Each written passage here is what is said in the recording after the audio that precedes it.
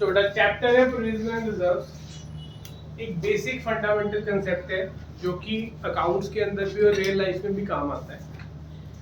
इसको समझाने से पहले मैं कुछ जनरल डिस्कशन करूंगा कि ये किस बेसिस पे है, इस पे कौन सा प्रिंसिपल यूज होता है, प्रोविजन क्या होता है, रिजर्व क्या होता है, ठीक है ना।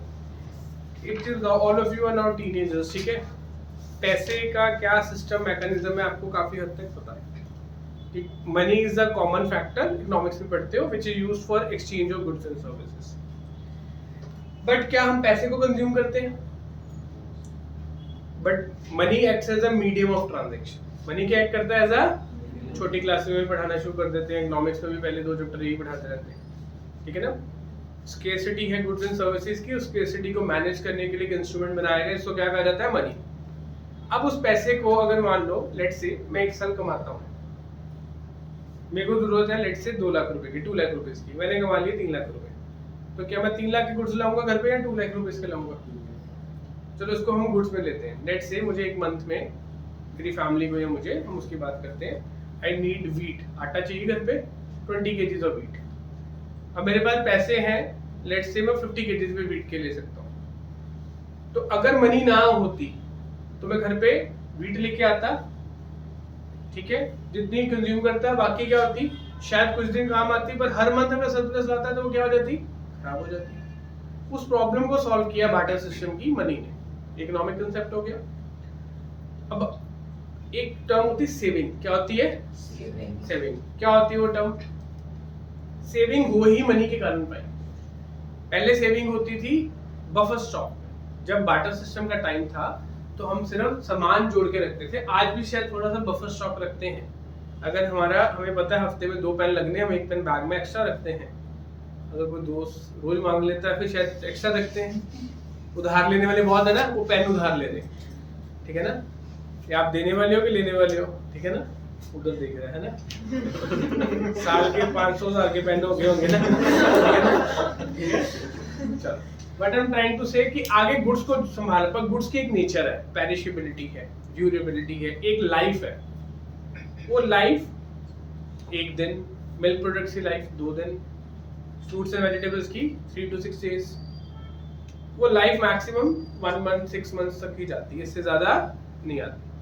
अब कोई पर्सन अगर अपनी एज में, क्या अगर 70 years की एज है, average age of every Indian as per the government is 69.6, तो 70 साल एक बंदा जीता है एवरेज। कोई 100 भी जीता होगा, कोई 20 में भी जाता होगा, ठीक है ना। तो उस 70 years में क्या वो हर साल सेम तरह के पैसे कमाता है? तो whenever that person is earning, तो वो सेविंग करता है, ठीक है। वो सेविंग कैसे की जाती है और क्यों की जाती है, वो एक समझना जरूरी है topic. Why we do saving, ठीक है ना, क्यों करते हैं सेविंग 1 by 1? हाँ जी सुमाइरा, करते हो सेविंग? कैसे, क्यों करते हो? चलो, ताकि अगर इन फ्यूचर कोई एक बड़ा एक्सपेंस हो, जो लेना हो, कोई चीज लेनी हो, एसेट वगैरह, तो तब कोई दिक्कत ना आए। जब एसेट लेना हो उसके लिए लिक्विडिटी हो, हमारे पास पेमेंट करने के लिए पैसे हो। मान लो मैंने घर लेना है, चलो आपकी एज के अकॉर्डिंग आपके लिए बड़ा एसेट कौन सा है? एसेट कह सकते हो, कौन सा बिजनेस स्टार्ट किया? चलो बिजनेस में होगा ना, इंडिविजुअल पर्सन की बात करते हैं। चलो आप भी टीनेजर्स हो, आपके लिए कोई 10,000 20,000 की चीज मान लेते हैं कि बड़ी अमाउंट है। बाकी किसी के घर वाले मेहरबान हो तो चलो कहने पे दे देते हो, अलग बात है, ठीक है ना। नहीं तो घर वाले कहते हैं ultimately, but I am trying to say कि आप पैसा जोड़ते हो अपनी नीड्स को सेटिस्फाई करने के लिए, वांट्स को सेटिस्फाई करने के लिए। अब एक होती है नीड, एक होती है वांट। इकोनॉमिक्स का कांसेप्ट आ गया। क्या डिफरेंस होता है दोनों में मिस्टी? नीड्स जो हमें रियल लाइफ नीड होती है, वांट्स तो हमारी जरूरत होती है, तभी रिटेस्ट दे रहा तू कौन सा। डायरेक्टली होऊंगा, तू दस दे चल। नीड और वांट में क्या डिफरेंस होता है? नीड्स है ਜਿਹੜੀ ਮਤਲਬ ਜ਼ਰੂਰੀ ਹੈ ਸਾਡੇ ਲਈ, ਤੇ ਵਾਂਟ ਹੈ ਜਿਹੜੀ ਮਤਲਬ ਸਾਡੀ ਖੁਦ ਮੁਤਾਬਕ ਪਛਾਣਨੇ ਆ। इच्छा है हमारी, एग्जांपल दे दो इसकी। नीड्स है फूड हो गया, फूड हमारी नीड है, उसके बिना हम सर्वाइव नहीं, बिल्कुल ठीक। Want phone, bike, car. Phone bike car, ठीक है। बेसिक खाना खाना नीड है, होटल में जाके खाना खाना वांट है, ठीक है। तो हम अपनी नीड्स एंड वांट्स के लिए, पहले तो नीड्स के लिए सेविंग होती थी, अब वांट्स के लिए प्लानिंग एंड सेविंग होती है, इन्वेस्टमेंट होती है। तो प्रोविजन उसी तरह से बिजनेस में एक सेविंग को करने का तरीका है। हम बिजनेस में काम कर रहे हैं, हमें बिजनेस में पता नहीं कि फ्यूचर में क्या नुकसान होंगे, ज़्यादा नुकसान होंगे, कम नुकसान होंगे, ठीक है ना। क्या किसी बिजनेस को पता है कि उसको अगले साल कितना प्रॉफिट होगा? क्या बिजनेस की हर साल सेम रहेगी सेल, ठीक है ना। क्या बिजनेस के बाद हर साल कस्टमर सेम आएंगे कि ज़्यादा कमाएंगे? You never know. तो बिजनेस अपने आप को उस अनसर्टेन टाइम्स या अनसर्टेनिटी से बचाने के लिए प्रोविजन रिजर्व बनाता है। पर्पस क्या है? अच्छा, हम क्या सोच के चलते हैं कि बिजनेस हमने 6 महीने करना है, साल करना है, 10 साल करना है, कितनी देर करने का सोचते हैं? जितनी देर हमसे कोशिश होगी हम चला सकते हैं। तो कौन सा कंसेप्ट आ गया इसमें? Going concern. तो इसका मतलब गोइंग कंसर्न कहता है कि हमने बिजनेस को एक वेरी लॉन्ग टर्म पीरियड के लिए करना है। दैट्स व्हाई हम बिजनेस के आने वाले फ्यूचर को लेके भी कुछ काम करेंगे आज, ठीक है ना। आज मैंने अगर 10 लाख रुपए प्रॉफिट कमाए साल के, तो शायद मैं उसमें से 50,000, 1 लाख रुपए, 50,000, 1 लाख रुपए साइड में रख लेता हूँ कि कुछ मुझे फ्यूचर में जरूरत पड़ सकती है। Getting a point. अब फर्स्ट लाइन निकालो नोट्स की, नया रीड कर बेटा। रीडिंग हो गया, चमिस्ट्री बोल बेटा। We need to carry business on going concern basis, that is for an indefinite period of time. Indefinite period of time, ठीक है। In this time period there are many uncertainties underline। आने वाले time में बहुत सारी uncertainties हो सकती हैं। समझ में आया आपके notes? Which may occur in present and future or certain expenses or losses which are to be paid। बहुत सारी ऐसी चीजें जो आने वाले टाइम में होंगी, वो खर्चे भी हो सकते हैं, लॉसेस भी हो सकते हैं। अब खर्चे और लॉसेस में एक बड़ा डिफरेंशिएशन बेसिक होता है। खर्चे पता है कौन से होने हैं, लॉसेस पता नहीं है कौन से होने हैं। Expenses are generally known to us and losses are not known to us. It may और मे नॉट हैपन, ठीक है। प्रॉफिट भी हो सकता है, गेन्स भी हो सकते हैं, but how much is to be paid is unknown. Underline this line. Certain expenses and losses which are to be paid, but how much to be paid is unknown.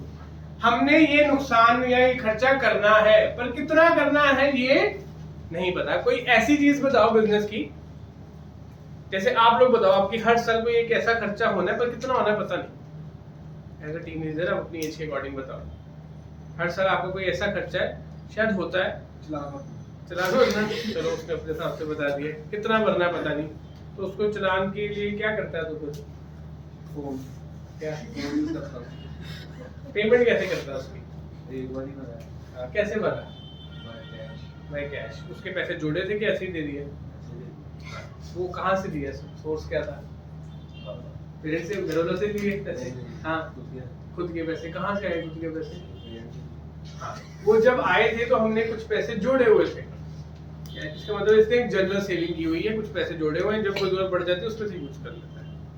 But अगर हर साल चलान के पैसे भरने पड़ेंगे तो वो एक स्पेसिफिक हो जाएगा। क्या हो जाएगा? हाँ, ठीक है। तो इस तरह से आपकी अपनी लाइफस्टाइल, आपकी अपनी कैरेज, आपके अपने जो भी आप नीड्स एंड वांट्स पे बाय करते हो, उसके accordingly there are certain expenses जो आपके होने हैं, पर वो डेली नहीं होते, शायद मंथली होते हैं या एनुअली होते हैं। तो आपको ये पता है कि ये होगा, पर कितना होगा ये नहीं पता। बर्थडे पार्टी देते हो दोस्तों को, चाहे 1 को दो चाहे 10 को दो, हर साल चेंज होते हैं ना नंबर, होते कि नहीं होते? ठीक है, तो उस पर खर्चा करते हो। घर वाले सारे पैसे तो देते नहीं होंगे, कुछ सीक्रेटली होता है, कुछ नहीं होता, डिपेंडिंग ऑन एवरी पर्सन। या अपने लिए कुछ बाय करते हो, ठीक है ना। तो दो चीजों के लिए पैसे कैसे जोड़ते हो? वो आपके होते हैं सीक्रेट रिजर्व्स। क्या होते हैं आपके? जो घर वालों को नहीं पता होता पैसे जुड़े हुए होते हैं कि नहीं होते? थोड़े से तो होते होंगे सबके, 200, 500, 1000, 2000। जो रिजर्व्स पता होते हैं वो नोन रिजर्व्स है, जो नहीं पता होते वो कौन से होते हैं? Secret reserve. ठीक है, चलो बेसिक फंडा क्या है, हमने करंट इनकम में से कुछ पैसा साइड पर रखना है। तो इन summary what is provision reserve? It is an amount set aside out of या फ्रॉम प्रॉफिट्स। ये वो पैसा है जो हमने आउट ऑफ और फ्रॉम में भी डिफरेंस बताऊंगा। प्रॉफिट में से पैसा अलग से रखा है। अगर आपने महीने का लेट से 1 लाख रुपए अर्न किया, आपने एक आदत बना ली कि मैं 10,000 रुपए अलग से जोड़ कर रखूं। क्यों रखना है? मुझे अपने खर्चे पता है या अपने खर्चे नहीं पता, उसके बेसिस पे डिफाइन होगा कि वो प्रोविजन है या रिजर्व है। अब हम एक बिजनेस के पॉइंट ऑफ व्यू सोचते हैं, कोई भी बिजनेस हो, उसमें ऐसा कौन सा खर्चा है जो होना है, या ऐसा कौन सा नुकसान है जो होना है, लेकिन कितना होना नहीं पता। इतने सारे चैप्टर्स किए, उसमें बहुत सारी आइटम पढ़ी, कौन सा ऐसा एक्सपेंस और लॉस है जो आपको पता है कि होगा, तो कितना होगा ये नहीं पता। जैसे स्टेशनरी वगैरह वन बाय वन डेप्रिसिएशन, एक तो बिल्कुल ठीक है। कौन सा? आपकी डेप्रिसिएशन कितनी रखनी है डिपेंड करता है आपके पास एसेट कितने हैं, और डेप्रिसिएशन एग्जैक्ट वैल्यू होती है और अप्रोक्सीमेट वैल्यू होती है। दैट्स व्हाई इसको हम एग्जैक्ट नहीं कह सकते। तो इसलिए हम एक डेप्रिसिएशन के लिए जो पैसे हर साल रख रहे हैं डेप्रिसिएशन अकाउंट में, क्या वो पैसा किसी को दे रहे हैं? मैंने मशीनरी अकाउंट बनाया 1 लाख रुपए का, उसके बाद 10,000 रुपए डेप्रिसिएशन निकाली, क्या वो 10,000 रुपए में किसी को दे के आया? मैंने अपनी बुक्स में 10,000 रुपए अलग से क्रिएट किए। जब कोई एसेट चेंज होगा 5 साल बाद 10 साल बाद, तब मैं उस पैसे को यूज करूंगा। तो डेप्रिसिएशन एक हो गया, बिल्कुल ठीक। और बैड डेट्स बिल्कुल ठीक, रिपेयर्स बिल्कुल ठीक। बैड डेट्स क्या होते हैं?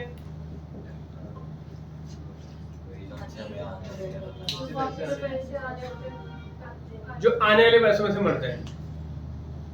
Any debtor who was bound to pay you the money but didn't pay the money. तो अब हर कोई ऐसा बिजनेस है जो कहे मेरे कभी बैड डेट्स ही नहीं हुए, सिर्फ मोनोपोली केस में हो सकता है। किस केस में हो सकता है? जहां पे आप पहले पेमेंट देते हो, सर्विस बाद में देते हो। ठीक है, रेलवे की टिकट बुक करवाइए, ठीक है, पहले टिकट लेते हो फिर चढ़ते हो, रेलवे के बैड डेट्स नहीं होते। ठीक है ना? तो जहां पे आप पहले पेमेंट करते हो वहां उस बिजनेस को बैड डेट नहीं होंगे, उस बिजनेस के क्वार्टर से। ठीक है, पर जनरल सब बिजनेसेस में बैड डेट होते हैं। कितने बैड डेट्स होंगे? अगर 100 रुपए सेल्स है तो उसमें से 1%, 2%, 3%, 4%, कितने बैड डेट्स होंगे? क्या आप डिफाइन कर सकते हो? तो हम क्या करते हैं, हम अपने प्रॉफिट पे या डेटर्स के अकॉर्डिंगली एक परसेंटेज अपने प्रीवियस ईयर के बैड डेट्स के अकॉर्डिंगली निकालते हैं। उसमें दिया होता था ना, bad debts were this and provision were maintained at this percentage. वो परसेंटेज कैसे आई? हमने पिछले 2, 3, 4, 5 सालों को में देखा कि मेरे को अगर 100 रुपए के पीछे 5 रुपए नहीं मिले, 10 रुपए के पीछे 2 रुपए नहीं मिले, हमने प्रीवियस बैड डेट्स के बेसिस पे एक परसेंटेज डिराइव की कि जनरली मेरे इतने पैसे नहीं मिलते, जनरली मेरे इतने पैसे नहीं मिलते। तो उसको क्या कहा जाएगा? Provision for bad debts. क्या कहा जाएगा उसको? Provision for bad debts. Repairs बिल्कुल ठीक, हम मशीन्स इक्विपमेंट्स यूज करते हैं तो रिपेयर्स होंगी, मेंटेनेंस होगी, एसी की सर्विस होगी, इलेक्ट्रिसिटी की रिपेयर होगी, छोटे मोटे काम होंगे। ऐसा तो नहीं काम होगा ही नहीं, क्या पता किसी साल कम हो किसी साल ज्यादा हो जाए, तो उसकी मेंटेनेंस पे कितना पैसा लगेगा पता नहीं ना। पर ये तो सर्टन है ना, इसके बैड डेट होंगे, डेप्रिसिएशन लगेगी, रिपेयर्स होंगी। एक और बड़ी इंपॉर्टेंट आइटम होती है, वैसे बहुत सारी, कौन सी? टैक्स। बिल्कुल, कौन सी आइटम होती है? टैक्स को दिया जाता है, तो ये देना पड़ेगा कि नहीं देना पड़ेगा? कितना देना पड़ेगा ये पता है? ये किसके ऊपर डिपेंड करेगा? प्रॉफिट पे। जीएसटी करेगा सेल्स पे और नेट प्रॉफिट करेगा, इनकम टैक्स करेगा प्रॉफिट। प्रॉफिट होगा तो देंगे, नहीं तो इसलिए इसको भी हम क्या कहते हैं? These are some of the items which are known to us but amount is unknown. ठीक है, चलो इसके बाद आगे। So in order to follow prudence convention, इसको भी अंडरलाइन करो। अब prudence convention क्या कहती है? हाँ जी सिमरन, क्या है prudence convention?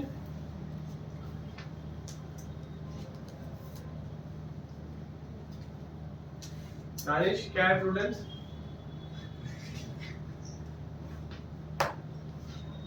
हाँ जी मिस्टी M2, तेरे साथ सारे रूम में से सबसे ज्यादा नंबर तेरे आए हैं। थ्योरी में तो कम है। ओह बेटा, तू टॉप किया ना, टॉपर जैसे भी तो कह रही। बता कि नहीं बता? तो क्या है? प्रूडेंस भूल गए, कौन से चैप्टर में ये पता है? कौन से?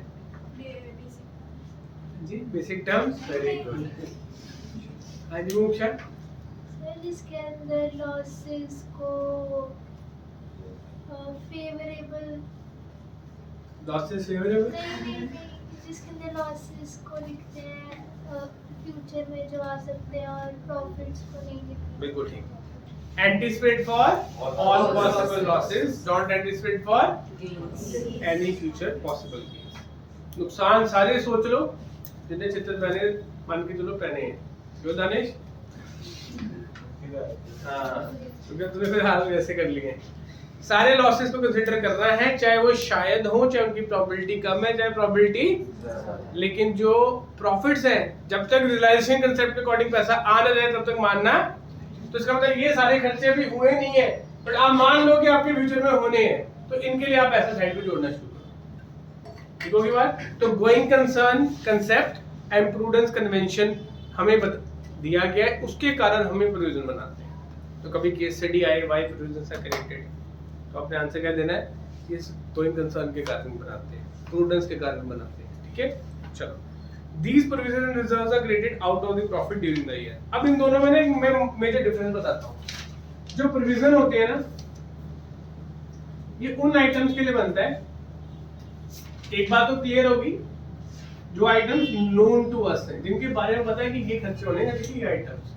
ठीक है, जो रिजर्व्स होते हैं वो बनते हैं अननोन आइटम्स के लिए, जिसको कहते हैं कंटीजेंसीज। क्या कहते हैं? कंटीजेंसीज। गवर्नमेंट ने क्या किया जी, आपका पावर प्लांट है, आपकी फैक्ट्री है, गवर्नमेंट ने क्या किया, पोल्यूशन बहुत कर रहे हो, पेनल्टी लगा दी थी। आपको बोला आप अपनी जो ड्रेनेज पाइप्स हैं वो इस तरह की लगवाओ, इस मटेरियल की लगवाओ, खर्चा आ गया एकदम से, या तो पेनल्टी दो या तो खर्चा करो, तो क्या करोगे? प्रॉब्लम, खर्चा पैसा तो जाएगा ना, जैसे मर्जी जाए। तो वो अननोन है, गवर्नमेंट पॉलिसी चेंज हो जाना, इकोनॉमिक पॉलिसी चेंज हो जाना। कॉम्पिटिटर ने क्या किया जी, मेरा प्रोडक्ट 100 रुपए का था, कॉम्पिटिटर का भी 100 का था, कॉम्पिटिटर ने 90 का कर दिया, अब मैं क्या करूंगा? मुझे भी सस्ता करना पड़ेगा, तो मैं ज्यादा सर्वाइव नहीं कर पाऊंगा। मान लो नहीं यूज हुआ कहीं पे, तो हम इसको यूज कर सकते हैं फ्यूचर ग्रोथ के लिए। इसके लिए यूज कर सकते हैं फ्यूचर। ठीक है, पैसा इकट्ठा हो गया, 5 साल से जोड़ रहे थे 10-10 हजार रुपए हर महीने के, ठीक है, 6 लाख रुपए इकट्ठा हो गया, चलो एक बढ़िया मशीन लगा लेते हैं, कैपेसिटी ज्यादा कर लेते हैं, ऑफिस बड़ा कर लेते हैं। ठीक है, तो provisions are for the known items and reserves are for the unknown items. ठीक है, provisions are compulsory in nature. क्या होते हैं? कंपल्सरी का मतलब बनाने ही पड़ेंगे, ये ऑप्शनल नहीं है। Whereas reserves are optional in nature. ठीक है, प्रोविजन को हम कहेंगे चार्ज। क्या कहेंगे? चार्ज मतलब, चार्ज का मतलब कंपल्सरी, चार्ज का मतलब चार्ज होके एक्टिव होने वाला चार्ज, ठीक है ना, कंपल्सरी करना ही पड़ेगा, ऑप्शन नहीं है। Income tax, government, contract tax, जितने भी लॉज है ना, जितने भी अकाउंट्स के रूल बुक्स हैं, वो कहते हैं कि आपको प्रोविजन बनाने मैंडेटरी हैं। क्या है? मैंडेटरी है। ठीक है, और ये क्या है? ऑप्शनल, इसलिए इसको कहा जाता है एप्रोप्रिएशन। ये याद रखना, प्लस 2 में जो पहला चैप्टर शुरू होना है, तो दोबारा से ये चार्ज और एप्रोप्रिएशन शुरू हो रहा है। So provisions are compulsory, whereas reserves are optional. And compulsory is known as charge, and optional is known as appropriation. Now compulsory charge means out of profit. Charge का मतलब क्या है? ये पैसा प्रॉफिट में से निकलेगा। ये पैसा कहाँ से निकलेगा? ठीक है ना? इसको कहेंगे फ्रॉम द प्रॉफिट। अब आउट का मतलब ये माइनस होना ही होना है, चाहे प्रॉफिट हो चाहे लॉस हो। फ्रॉम का मतलब अगर प्रॉफिट होगा तो माइनस होगा, नहीं तो इसका मतलब in the case of losses which one of this is created? कौन सा कंपल्सरी है? तो वो बनेगा। रिपीट कर रहा हूं, इन केस ऑफ प्रॉफिट दोनों होंगे, पर पहले कौन सा होगा? उसके बाद क्या होगा? इन केस ऑफ लॉसेस कौन सा होगा? No appropriation. क्लियर हो गई बात? चलो, एक डिफरेंस बना हुआ निकालो जरा, लास्ट प्रोविजन रिजर्व का डिफरेंस बनाया हुआ नोट्स में, निकालो बच्चे उसको आज। ठीक है, चैप्टर का ओवरव्यू मिल जाए। ठीक है, हाँ जी, नंबर 1 पॉइंट,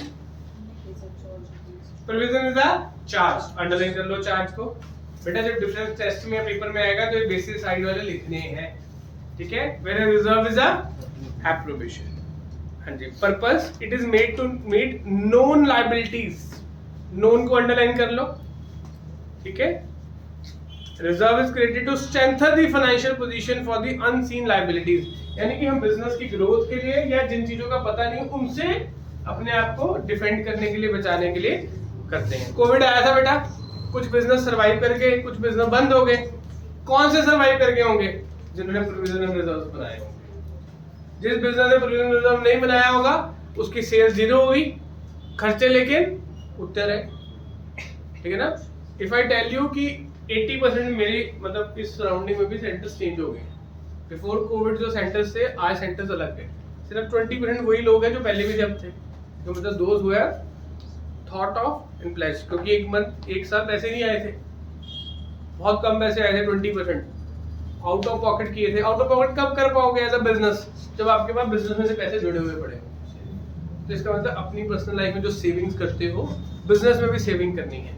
जिन चीजों के बारे में पता है उनको क्या कहा जाता है, प्रोविजन। जिन चीजों के बारे में नहीं पता उनके लिए भी जोड़ो। घर वाले कहते हैं बेटा पैसा जोड़ो, पता नहीं कब काम आ जाए, वो रिजर्व है।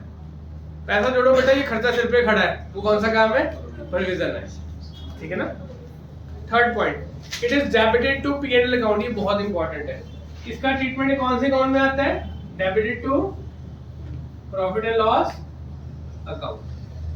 ठीक है, उसको क्या लिखा है, इट इज डेबिटेड टू, क्या लिखा हुआ बेटा, profit and loss appropriation account. अब ये अकाउंट आपने पूरी +1 में सीखा ही नहीं है। एप्रोप्रिएशन तब होगी जब प्रॉफिट को बांटना होगा। अब +1 में हम पढ़ क्या रहे हैं, सोल प्रोप्राइटरशिप। इसमें पैसा जो प्रॉफिट हो चाहे लॉस हो किसको मिलता है, क्योंकि एक ही बंदा है, पैसा बांट रहा है नहीं किसी के साथ। पैसा बांट रहा कब पड़ेगा, पार्टनरशिप में, एसोसिएशन AOP में, BOI में, बॉडी ऑफ इंडिविजुअल में, जॉइंट स्टॉक कंपनी में। तो उन सारी स्ट्रक्चर्स में क्या बनेगा, एप्रोप्रिएशन। अगले साल हमने वही पढ़नी है। तो वहां पे इसका मतलब P&L ट्रेडिंग तो स्टार्टिंग पॉइंट है, उसके सिर्फ 10 क्वेश्चन होंगे, और दूसरा स्टार्टिंग कहाँ से होगी, P&L एप्रोप्रिएशन से होगी। ठीक है। Distribution, it can not be used for distribution as profit. ये बहुत इंपॉर्टेंट है। इसका पैसा जिस काम के लिए रखा उसको उसी काम के लिए यूज करोगे। अगर आपने बुक्स में लिखा फॉर डेप्रिसिएशन, कल को उससे आप अपनी बिल्डिंग नहीं खरीदोगे, सॉरी, उससे आप अपना कोई टैक्स नहीं पे करोगे। यानी कि ये जिस चीज के लिए है उसी चीज के लिए यूज करना है। इसको किसी और काम के लिए यूज, इसको किसी भी काम के लिए यूज करो। इसलिए इसको जनरल रिजर्व कहा जाता है। क्या कहा जाता है, इसमें भी टाइप आती है कि specific reserve, general reserve, secret reserve.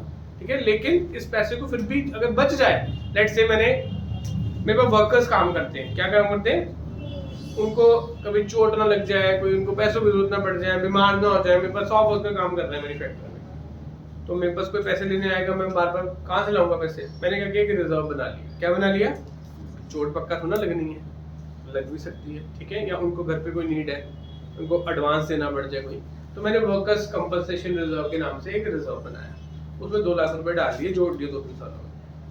अब मान लो मेरी कंपनी मैं बेच रहा हूँ, क्या कर रहा हूँ, बेच रहा हूँ।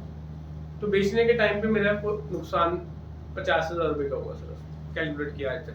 तो रिजर्व बच गया। रिजर्व बनाया कहाँ से था, कहाँ से बनाया था, रिजर्व कहाँ से बना था, from the profit, out of the profit. ठीक है ना। तो इसका मतलब अगर रिजर्व ना बनता तो पैसा किसको जाता, ऑनर को। किसको जाता, तो रिजर्व का पैसा ऑनर को दिया जा सकता है, लेकिन प्रोविजन का पैसा ऑनर को नहीं दिया जा सकता। ये बात क्लियर होगी। ठीक है। It is made because of accounting principle. It is created out of profit as a nature of prudence and due to legal requirement. Reserve compulsory नहीं है, कुछ रिजर्व हम बनाते हैं, सारे रिजर्व बनाने की जरूरत नहीं होती। अब चैप्टर के नोट देखो, पहले पेज पे मीनिंग है। ठीक है, थोड़ा सा क्लियर हुआ कल meaning of reserve and provision. ठीक है, एक लेक्चर में लगाऊंगा कंसेप्ट ऑफ रिजर्व पे, सिर्फ 2 पेजेस का है, और एक लेक्चर लगाऊंगा कंसेप्ट ऑफ प्रोविजन पे, दैट्स इट। ठीक है ना। वैसे तो 1 घंटे में भी काम खत्म हो सकता है, बट इसको स्लो करवा रहा हूँ मैं, तो मोस्ट प्रॉब्ली वेडनेसडे को हमें पूरा 1 घंटे का लेक्चर लगा के इसको करेंगे 2 पार्ट्स में। ठीक है।